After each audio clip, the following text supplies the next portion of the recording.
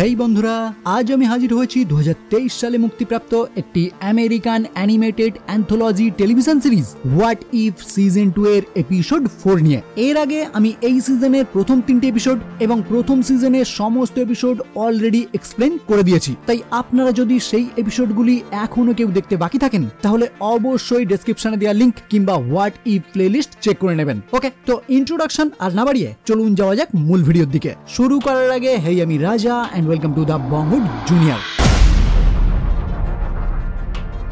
এই এপিসোডের নাম কি হতো যদি আয়রন ম্যান গ্র্যান্ড মাস্টারের সাথে বিধ্বস্ত হতো।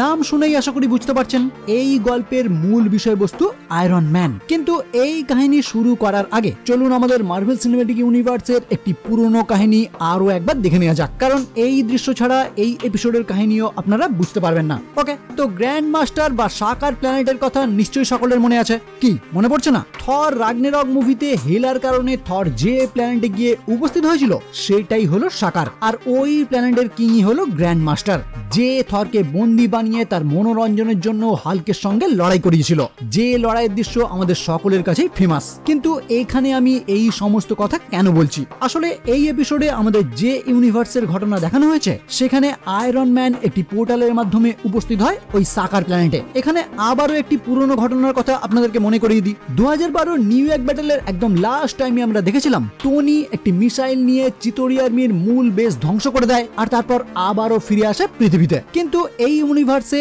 আয়রন ম্যান সেই একই কাজ করার পর পৃথিবীতে না ফিরে এসে সে সোজা উপস্থিত হয় সাকার প্ল্যানেটে, যেখানে একইভাবে গ্র্যান্ড মাস্টার তাকেও বন্দী বানায়। যার পর টনি ওই গ্র্যান্ড মাস্টারের থেকেই জানতে পারে নিউ ইয়র্ক ব্যাটেলে তারা জয়লাভ করেছে, মানে থ্যানোসের চিতোরি আর্মিকে হারানোর পর আয়রন ম্যানের নাম এখন অন্যান্য প্ল্যানেটেও ছড়িয়ে পড়েছে। যাই হোক, এখানে আয়রন ম্যান বেশি কথা না বাড়িয়ে গ্র্যান্ড মাস্টারকে জানায় সে যত তাড়াতাড়ি সম্ভব পৃথিবীতে ফিরতে চায়। কিন্তু গ্র্যান্ড মাস্টার তাকে রিপ্লাই দেয় সামনেই তার 21তম জন্মদিন, আর সেই উপলক্ষে এখানে একটি বড় সড়ো সেলিব্রেশন হবে, তাই সেই অনুষ্ঠানে আয়রন ম্যানকেও উপস্থিত থাকতে হবে। যদিও আয়রন ম্যান তার কথা না শুনে যখন এখান থেকে চলে যাওয়ার উদ্দেশ্যে রওনা হয়, তখন গ্র্যান্ড মাস্টারের নির্দেশেই তার একজন মেম্বার টোপেজ মেল্ট স্টিক নামক একটি হাতিয়ারের সাহায্যে একটি মেটাল শুট পুরোপুরি গলিয়ে দেয়, যেটা দেখে আয়রন ম্যান খুব ভালো মতোই বুঝতে পারে এটা তাকে হুমকি দেয়া হচ্ছে এখানে থেকে যাওয়ার জন্য। ফলে কোনো ঝামেলা না বাড়ানোর জন্য আয়রন ম্যান এখানে থেকে যেতে বাধ্য হয়। যার পর গ্র্যান্ড মাস্টার আয়রন ম্যানকে তার গেস্ট হিসেবে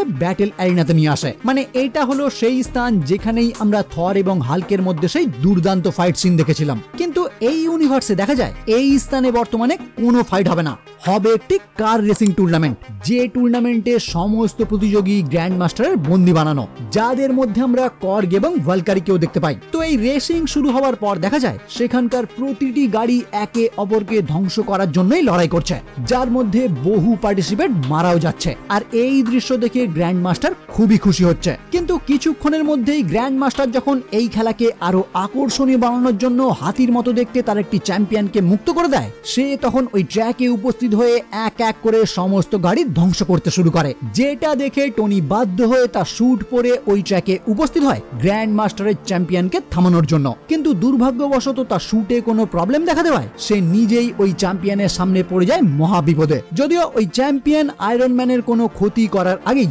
গামোরা ওই স্থানে উপস্থিত হয়ে চ্যাম্পিয়নকে ধ্বংস করে দেয়, আর তারপর গামোরা আয়রন ম্যানকেও গুলি করে হত্যা করার চেষ্টা করে। ফলে গ্র্যান্ড মাস্টার তার কিছু মেম্বারের সাহায্যে আয়রন ম্যান এবং গামোরা দুজনের গলাতেই সেই ওবিডিয়েন্ট ডিস্ক লাগিয়ে কর্গের সঙ্গে একটি সেলে বন্দী করে দেয়, যেখানে গামোরা আবারও টনিকে আক্রমণ করার চেষ্টা করে। কিন্তু কর্গ তাদের এই ঝামেলা থামিয়ে দেওয়ার পর টনি গামোরার থেকে জানতে চায় সে তাকে কেন হত্যা করতে চাইছে। তখন গামোরা তাকে উত্তরে জানায় সে হলো ম্যাড টাইটান থ্যানোসের কন্যা গামোরা, আর টনি যেহেতু থ্যানোসের চিতোরি আর্মি পুরোপুরি ধ্বংস করে দিয়েছে, তাই থ্যানোসের কথাতেই গামোরা এই স্থানে উপস্থিত হয়েছে টনিকে হত্যা করার জন্য। যদিও টনি এই কথা শোনার পর গামোরাকে কিছু না করে তার গলায় লাগানো ওই ডিস্ক সহজেই খুলে ফেলে, যার পর কর্গকে সঙ্গে নিয়ে ওই জেল থেকে পালিয়ে যায়। কিন্তু গামোরাকে এখানেই আটকে থাকতে হয়। এরপর দেখা যায় টনি এবং কর্গ গ্র্যান্ড মাস্টারের কিছু গার্ডকে আঘাত করে এখান থেকে বাইরে বেরোনোর প্ল্যান করে, কিন্তু ইতিমধ্যে গামোরাও সেই সেল থেকে বেরিয়ে ওই স্থানে উপস্থিত হয়ে টনির দিকে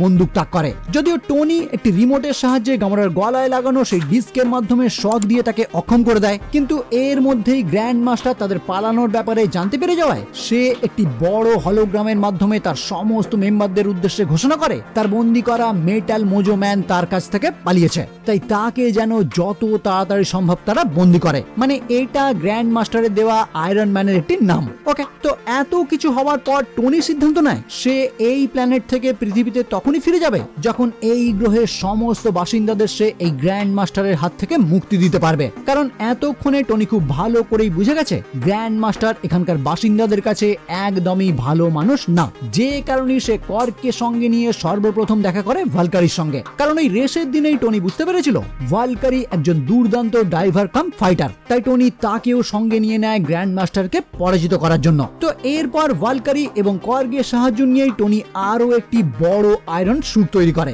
যেটা অনেকটাই আমাদের হাল্ক বাস্টার স্যুটের মতো দেখতে। যাই হোক, ওইদিকে দেখা যায় গামোরাকে আবারও গ্র্যান্ড মাস্টারের মেম্বাররা জেলে বন্দি করলে সে এইবারও ওই স্থান থেকে পালিয়ে গ্র্যান্ড মাস্টারকে হত্যা করার জন্য সোজা তার সম্মুখে উপস্থিত হয়। কিন্তু ঠিক ওই টাইমেই টনি গ্র্যান্ড মাস্টারের সমস্ত সিস্টেম হ্যাক করে সেই একই হলোগ্রামের সাহায্যে সকলের সামনে গ্র্যান্ড মাস্টারকে চ্যালেঞ্জ করে। আয়রন ম্যান গ্র্যান্ড মাস্টারকে জানায় সে যদি তার ওই কার রেসিং এ তাকে হারিয়ে দিতে পারে তাহলে তারপর থেকেই টনি তার বশ্যতা স্বীকার করবে, কিন্তু যদি ওই রেসিং এ টনি জিতে যায় তাহলে এই প্ল্যানেট পুরোপুরি টনির হয়ে যাবে। মানে ওই রেসে যেই জিতবে এই প্ল্যানেট তার।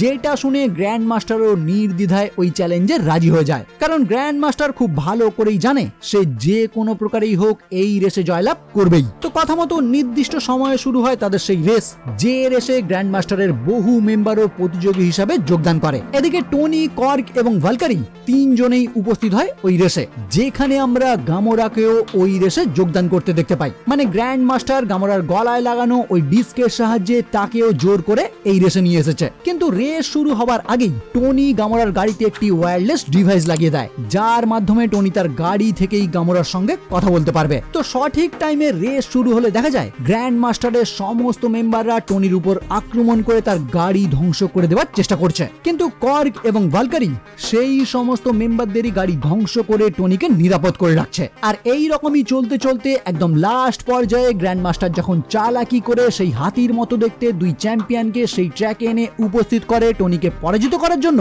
ঠিক তখনই গামোরা তার গাড়ির সাহায্যে গুলি করে ওই চ্যাম্পিয়নদের ধ্বংস করে দেয়। আসলে এই রেসিং এর টাইমে টনি তাকে বুঝিয়েছে তার বাবা যেটা করতে চাইছে সেটা একদমই ঠিক না। মানে এই গ্যালাক্সির অর্ধেক প্রাণ নষ্ট করে সে যে চাইছে ভারসাম্য রক্ষা করতে, সেটা সম্পূর্ণই একটি ভুল কাজ। আর এই কাজে তার বাবাকে সাহায্য করাটাও গামোরার ভুল হচ্ছে। তো টনির কথাতেই গামোরা তার মত পাল্টে এই মুহূর্ত থেকে টনির দলে হয়ে যায়, যে কারণে সে এই রেসে টনিকে সাহায্য করে। আর ফাইনালি টনি এই রেসে জয়লাভ করে। কিন্তু এর পরবর্তীতেও গ্র্যান্ড মাস্টার চালাকি করে তার এক মেম্বারের সাহায্যে টনির উপর আক্রমণ করতে চাইলে ভালকারি তার গাড়ির মাধ্যমে ওই মেম্বারের গাড়ি ধ্বংস করে দেয়। আর ওই মেম্বারেরই গাড়িতে থাকা একটি মেল স্টিক ছিটকে এসে গ্র্যান্ড মাস্টারের পায়ে লাগে, ফলে গ্র্যান্ড মাস্টারও এই স্থানে সঙ্গে সঙ্গে গলে যায়। মানে তার কাহিনী এখানেই সমাপ্ত হয়। আর এর পরবর্তীতে ভালকারি এবং কর্গের হাতে এই প্ল্যানেটের দায়িত্ব তুলে দিয়ে টনি এবং গামোরা উপস্থিত হয় থ্যানোসের সম্মুখে, যেখানে থ্যানোস ভাবে তার মেয়ে হয়তো তার কথা মতো